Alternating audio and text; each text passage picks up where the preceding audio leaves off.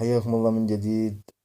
اليوم شرح بسيط عن كيفية إضافة وتثبيت الخطوط على برنامج كيوت كات. شرح بسيط.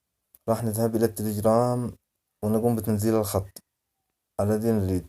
بعد أن نقوم بتنزيل الخط راح نختار الثلاث النقط اللي في اليمين ونختار حفظ في الجهاز.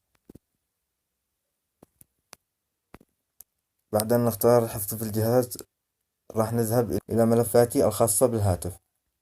بعد أن نذهب إلى ملفاتي الخاصة بالهاتف راح نقوم بالذهاب إلى تنزيلات ونقوم باختيار الخطوط اللي قمنا بتنزيلها، ونختار نقل إلى ملف كيوت كات.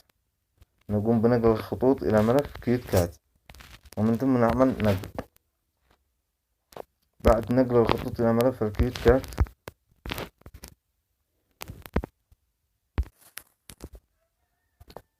بعد نقل الخطوط إلى ملف الكيوت كات راح نذهب إلى تطبيق كيوت كات. بعد أن نذهب إلى برنامج كيوت كات راح نكتب أي نص نريد، مثلا مرحبا بكم.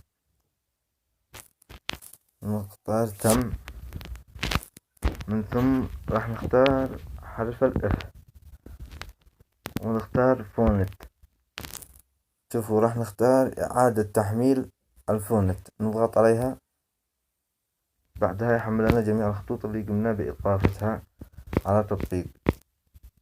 لا تنسوا الاشتراك في القناة وتفعيل الجرس.